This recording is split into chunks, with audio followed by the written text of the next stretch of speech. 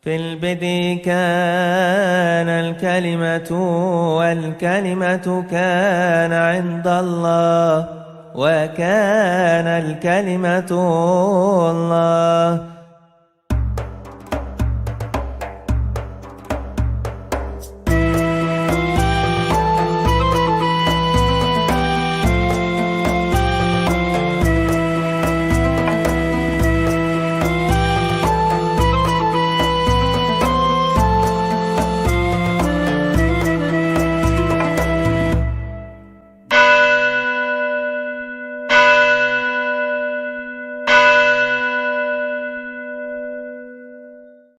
Untuk mendukung pelayanan Bambang Nursena Channel, jangan lupa subscribe dan nyalakan lonceng notifikasinya. Salam alaikum Besem Hamasiyah. Akhir-akhir ini kita dihebohkan dengan polemik mengenai gambar Yesus dan Bunda Maria di Ka'bah. Mula-mula dari ceramah Buya Sakur yang mengutip naskah klasik sejarah Islam yang ditulis oleh Al-Azraqi yang berjudul Akbar Makkah, kabar-kabar atau berita-berita tentang Makkah sebagai literatur yang dianggap tertua yang berbicara tentang sejarah Makkah. Dari pihak Islam, khususnya dengan pendekatan polemik, menganggap bahwa kisah tentang ditemukannya gambar Yesus dan Bunda Maria di Makkah ini seolah-olah itu akan memberi ruang atau celah kepada orang Kristen untuk dimanfaatkan untuk membenarkan iman Kristen mereka. Tetapi juga saya mengamati sebaliknya, di kalangan Kristen memang ada yang menganggap seolah-olah kalau benar ditemukannya gambar Yesus dan Bunda Maria di Mekah, ini seperti legitimasi atau pembenaran terhadap iman Kristen. Nah, saya kira ini pendekatan polemik yang sama-sama tidak sehat. Sehingga kadang-kadang membutakan mata objektif kita di dalam memandang sejarah sebagai sejarah.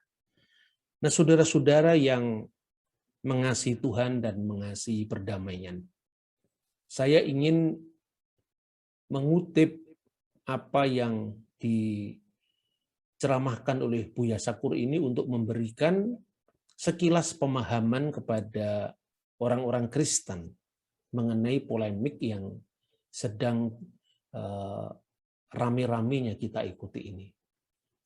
Yang pertama, dalam sejarah Islam, dan itu tercermin dalam teks Al-Quran, yaitu surah An-Nasyr, surah ke-110, itu sangat terkenal sekali, yang diawali dari ungkapan idza jaa nasrullahi wal fathu ara'aitan nasa yadkhuluna fi dinillahi afwaja. Itu intinya bahwa apabila telah datang pertolongan Allah dan kemenangan, kamu akan melihat orang-orang berbondong-bondong kepada agama Allah dan seterusnya. Nah, itu dikaitkan dengan akan datangnya Fathul Makkah, yaitu pembukaan kota Makkah. Eufemisme dari istilah penaklukan Makkah. Nah, ketika Nabi Muhammad, Nabi umat Islam ini bersama pasukannya menduduki kota Makkah, dikisahkan oleh Al-Azraqi bahwa ada banyak gambar-gambar atau patung-patung berhala yang kemudian dibersihkan oleh rombongan umat Islam ini, dan di antara banyak gambar-gambar berhala kaum pra-Islam yang dikonotasikan dengan jahiliyah dalam sejarah Islam itu juga dikisahkan adanya gambar Yesus dan ibunya Maria. Lalu dikisahkan di sana wa amara bitamsi tilka suwari wa wadaa kafaihi ala surati Isa wa umihi wa qala imhu al-jami'ah ila ma tahtayadi. dan diperintahkan untuk menghapus semua gambar-gambar itu dan diletakkannya telapak tangan Nabi di atas gambar Isa dan ibunya, dan beliau bersabda, hapuslah semuanya ini ilama tahtayati, kecuali yang ada di bawah tanganku. Nah, itulah kira-kira riwayat yang dikutip oleh Buya Shakur yang sempat membuat heboh publik karena seolah-olah itu merupakan pembenaran bagi iman Kristiani. Padahal sebenarnya tidak harus begitu. Ayat-ayat itu apabila dipahami secara polemik dalam pendekatan menang kalah atau benar salah dalam kaitan dengan klaim masing-masing agama, di situ kemudian relasi antara kedua pihak yang dikisahkan itu tidak menjadi menarik lagi, tetapi ditarik di dalam ranah pemahaman hitam putih terhadap para pihak yang dikisahkan di sana. Jadi itulah sebabnya saya selalu menghindari pendekatan-pendekatan polemik yang sifatnya menang kalah atau debat yang saling melaknat. Tetapi biarkanlah teks itu berbicara dengan konteksnya, dan silakan Anda menilai sendiri. Itu sudah cukup. Terlepas dari perbedaan pemahaman tentang siapakah Isa dan ibunya, siapakah Yesus dan Bunda Maria, sejarah Islam sendiri memberi penghargaan terhadap umat Kristen, dan itu tampak dari penamaan salah satu surah dalam Al-Quran, yaitu surah ke-19 yang disebut surah Maryam. Terlepas daripada perbedaan dalam pemahaman mengenai siapa Yesus dan siapa Maria. Begitu juga di dalam ayat-ayat yang muncul secara kronologis pada masa Madinah. Itu di tengah-tengah konflik umat Islam saat itu dengan orang-orang musyrik, yaitu orang-orang politis dan orang Yahudi. Tetapi juga ada penilaian yang lebih bersahabat terhadap umat Nasrani. Wala tajidanna aqrabahum mawaddatal lil ladzina amanu ladzina qalu inna nasyara. Dalika bi anna minhum qisisina wa ruhbana wa annahum la yastakbirun. Dan kamu dapati orang-orang yang paling dekat bersahabat dengan orang-orang beriman, maksudnya di sini konteksnya orang-orang Muslim, adalah mereka yang berkata kami adalah orang-orang Nasrani. Hal itu disebabkan di antara mereka ada para pendeta, para imam, waruhbana dan para rahib, dan mereka layas takbirun, tidak menyombongkan diri. Sekali lagi, terlepas dari bagaimana kita memahami ayat-ayat ini, dan itu saya kira bukan wilayah saya, tetapi artinya bahwa ada hubungan yang cukup harmonis antara Islam dan Kristen. Maka seharusnya ketika menghadapi perbedaan dalam hal teologi, itu bisa diselesaikan dengan dialog yang saling hormat-menghormati, bahkan dalam kedewasaan mengakui bahkan merayakan perbedaan. Ini saya kira itulah spirit dari Bhinneka Tunggal Ika yang selama ini selalu saya sampaikan. Nah, masalah yang kedua adalah tentang gambar Yesus dan Bunda Maria yang ada di Ka'bah. Selain dalam sejarah Islam, tentu kita bisa membaca sejarah umum. Secara khusus adalah sejarah pra-Islam, khususnya tentang wilayah Arab. Abad keempat ada catatan sejarah dari Epifanius Salamis, Epifanius dari Salamis, yang menulis kira-kira tahun 390-an. Karena Santo Epifanius itu lahir tahun 315 dan meninggal tahun 403. Dalam bukunya yang berjudul Panarion. Panarion itu artinya kotak obat. Nah, dalam hal ini dia mengatakan bahwa pada waktu itu ada bidat-bidat Kristen ya yang jumlahnya itu 80. Dan beliau menulis menyediakan seolah-olah sebagai kotak obat untuk mengobati para bidat atau para pengajar yang menyimpang di kalangan gereja, mulai dari zaman Gnostik, Kerintus, Ebionit, kemudian abad keempat nanti ada sekte Nasrani, dan kemudian ada 2 sekte yang oleh Epifanius itu dikaitkan dengan sikap yang di satu pihak berlebih-lebihan terhadap Bunda Maria, sehingga sudah mengarah pada penyembahan, dan di pihak lain ada sekte yang begitu merendahkan Bunda Maria. Nah, kata 80 bidat ini oleh Epifanius ditafsirkan secara alegoris sebagai simbol dari 80 selir yang disebutkan dalam kitab Kidung Agung pasal 6 ayat 8. Artinya bidat itu seperti selir, dia mau memiliki sang suami tapi tidak sungguh-sungguh dalam perkawinan yang sah, tidak baik dalam konteks etis. Nah, saudara-saudara, dalam tulisan Epifanius itu disebutkan bidat yang terlalu memuja Maria itu sebagai koliridianisme. Sebaliknya ada aliran sesat yang terlalu merendahkan Maria, itu disebut sebagai antidikomariomitos. Antidikomariomitos itu yang sangat merendahkan Maria. Koliridianisme itu yang sangat meninggikan Maria. Nah, dalam bukunya itu dia disebutkan, pertama-tama dia bicara tentang kata antidikomariomitos. Menurut bidat antidikomariomitos, dia mengatakan begini, bahwa Maria yang suci setelah melahirkan Kristus berhubungan dengan seorang pria, katanya. Etol misan legentin agian Maria metatin to Kristo Genesia Andri. Ya.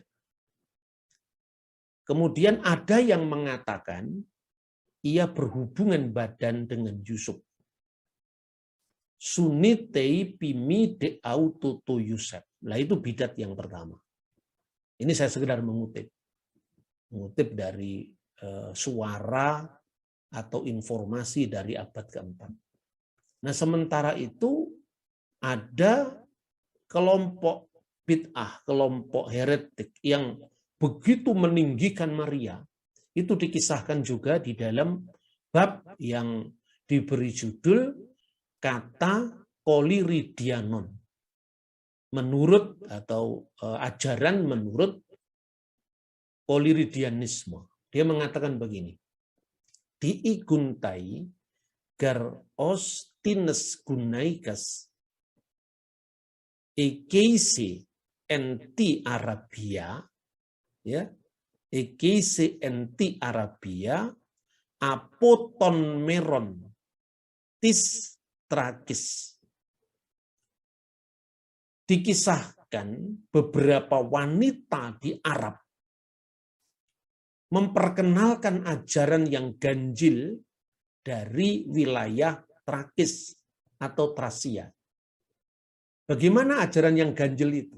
Nah, ini penting. Mereka mempersembahkan korban berupa roti gulung atas nama sang perawan abadi. Dan semua wanita di sana mengambil bagian dalam upacara ini. Touto tokeno punima eninoksasin os es unomates e partenu kolirida. Jadi kata kolirida ini yang akhirnya menjadi kata koliridianon atau koliridianisme. Maka apa yang seharusnya disikapi oleh orang Kristen yang sejati mengenai ajaran yang sesat ini. Lalu Epifanius dari Salamis menggambarkan bagaimana orang-orang Arab ini memuja Maria dengan menghias sebuah gerobak dengan berbagai macam bunga. Lalu di atasnya ditaruh gambarnya Maria dan putranya Yesus Kristus. Lalu dia mengkritik ajaran ini, ajaran ganjil, ajaran iblis yang tidak sesuai dengan iman Kristen. Maka ditekankan bahwa otigartheos, Maria itu bukanlah Tuhan, Maria itu bukanlah Allah. He exousa to suma.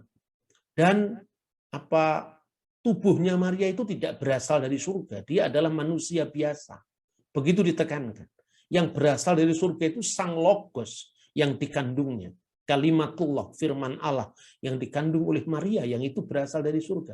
Oleh karena itu, stop seluruh penyembahan terhadap Bunda Maria.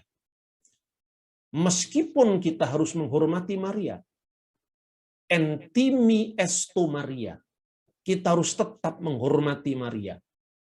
Tidak seperti ajaran yang dikritik sebelumnya, antidiko Mariamites, tidak. Tapi kita tetap menghormati Maria.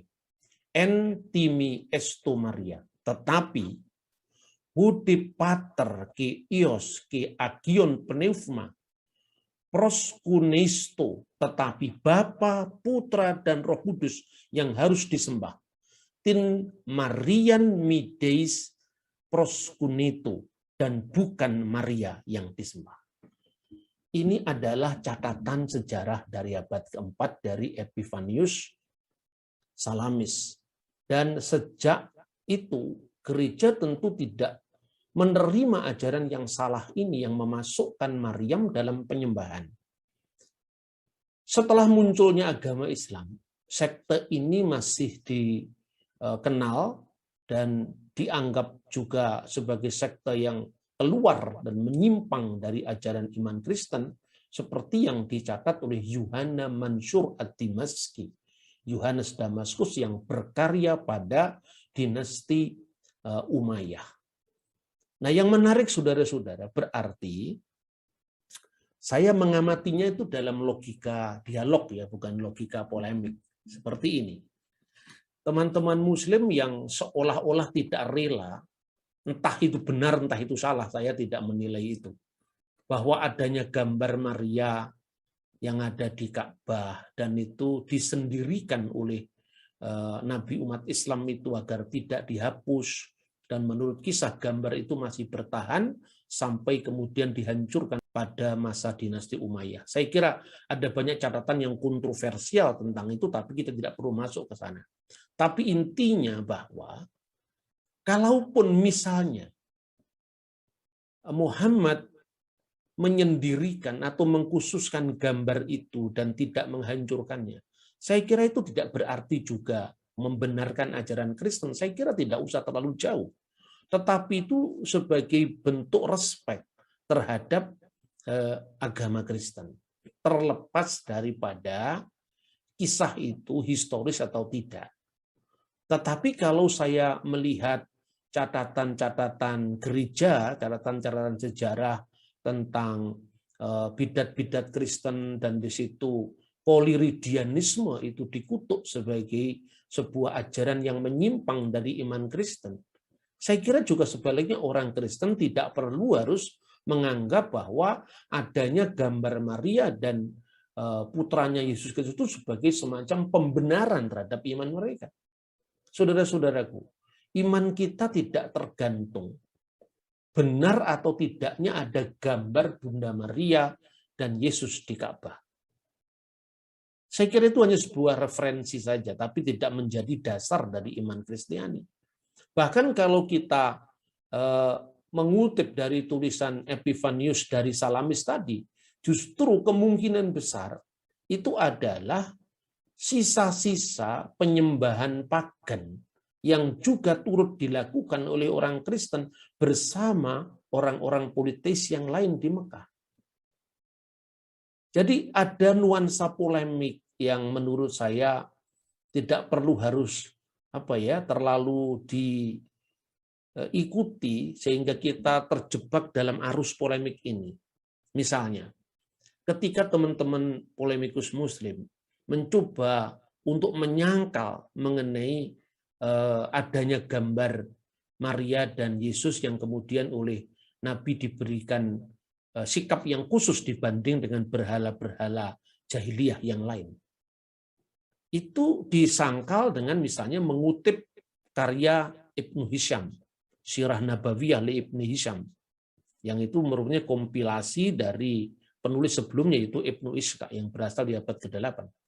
Di sana tidak ada gambarnya Maria, di sana tidak ada ikonnya Yesus dan Maria katanya. Yang ada cuma 360 patung berhala yang dihancurkan oleh Muhammad misalnya. Tetapi kalau logika seperti ini diikuti, berarti segala macam bentuk penyembahan terhadap anak-anak Tuhan yang dikenal dengan Banatullah atau putri-putri Allah, tentu itu tidak menyangkut kepada iman Kristen, tetapi itu menyangkut kepada Allata, Usha, dan Manat sebagai putri-putri Allah. Nah, dengan demikian penyangkalan terhadap tidak adanya jejak kekristenan di Ka'bah berarti lam yalid walam yulad walam yakul lahu kufuwan ahad, tidak berlaku untuk iman Kristen. Karena memang itu bukan ajaran Kristen. Ajaran Kristen tidak ada yang mengajarkan bahwa Allah itu beranak dan diperanakkan seperti yang diajarkan oleh kaum jahili di Mekah. Seperti itu. Nah, sebaliknya ini juga kritik saya terhadap teman-teman Kristen yang seolah-olah memblow up berita ini atau menjadikan berita ini seolah-olah sebagai pembenaran. Itu loh. Nabi umat Islam sendiri mengakui ada gambar Maria dan ada Yesus di Ka'bah. Nah, saya kira ini polemik yang menurut saya tidak sehat. Nah, justru yang lebih menarik apabila kalau gambar Maria dan Yesus itu ada di Mekah, itu berarti memang ya kelompok-kelompok yang itu dikritik oleh Al-Quran sendiri. Misalnya, saya pernah mengutip tafsir Al-Qasimi, seorang penulis tafsir Quran pada awal abad 20. Dalam tafsir Al-Qasimi itu disebutkan bahwa sesungguhnya kritik pada semacam ajaran Kristen itu sesungguhnya bukan ajaran Kristen. Katakanlah itu bukan Trinitas, tetapi itu adalah triteisme, termasuk ayat yang dikutip dari surat An-Nisa 171. Wala taqulu thalatha. Jangan kamu mengatakan Tuhan itu tiga, kata Al-Qasimi. Ini merujuk kepada sekte Maryamiyun yang mengatakan bahwa Allah, Isa, dan ibunya dipuja sebagai tiga serangkai Tuhan. Dan itu dikaitkan dengan surah Al-Maidah ayat 116, di mana Isa ditanya, "A anta qulta linnasit takhiduni wa ummiya ilahaini min dunillah."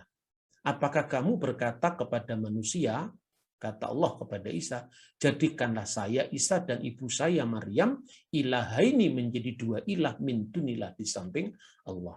Dan Isa menjawab, qala subhanaka, tidak, dan seterusnya. Artinya apa? Artinya bahwa kata Al-Qasimi ini bukan ajaran Kristen tentang Bapa, Putra, dan Roh Kudus. Karena sangat jelas sekali, seperti yang dikatakan oleh Epifanius dari Salamis, bahwa stop terhadap pemujaan Maria, apalagi memasukkannya dalam ajaran ketuhanan. Maka dikatakan, entimi estu Maria, kita tetap menghormati Maria.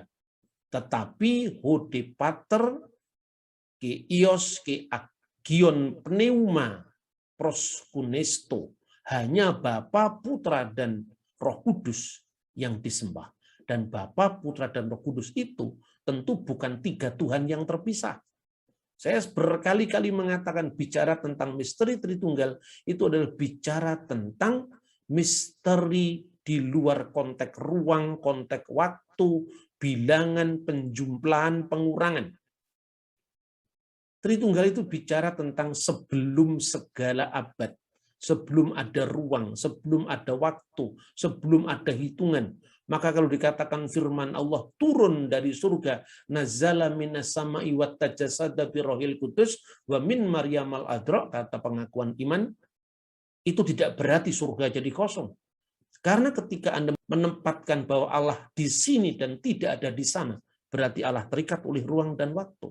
Kalau Allah misalnya lewat firman-Nya datang ke sini dan di sana kosong, berarti Tuhan berada di dalam ruang dan waktu. Pada Allah itu beyond time, di luar waktu, beyond space, di luar ruang. Nah, ini ajaran Kristen yang sebenarnya, sehingga setiap kali kita berdoa, kita selalu mengatakan Bismil ab walibni warrohil kudus al-ilahu wakid. Demi nama Bapa dan Putra dan Roh Kudus, yaitu Allah yang esa. Keesaan Allah itu digambarkan, bukan tiga yang terpisah.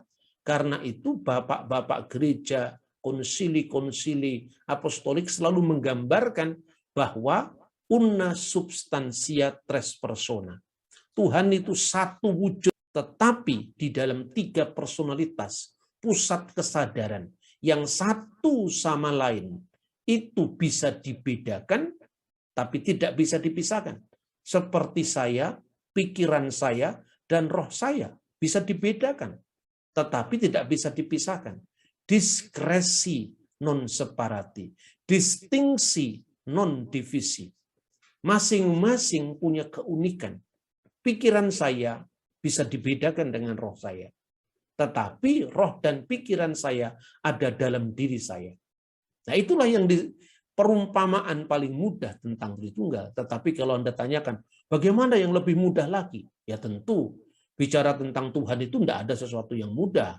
Kalau tubuh, jiwa, dan roh itu satu, itu mudah. Tetapi ketika saya tanya, coba kamu gambar roh itu seperti apa? Tidak sederhana lagi. Karena ketika kita bicara tiga benda, itu berada dalam ruang dan waktu. Tapi kalau kita sudah bicara tentang roh, Tuhan Maha Hadir, Innallaha Ma'asobirin, Immanuel, itu tentu di luar konteks ruang dan waktu. Nah, kiranya kontroversi ini bisa mendewasakan kita, sehingga kita justru tidak lebih melihatnya dari aspek menang atau kalah, pembenaran atau penyalahan. Itu bukan iklim Indonesia, di mana kita bisa berdialog tanpa saling mengutuk, menyadari perbedaan masing-masing, tanpa memaksakan paradigma agama kita kepada orang lain. Tuhan memberkati kita. Shalom binika tunggal ika. Shalom alaikum bisyam hamasiah.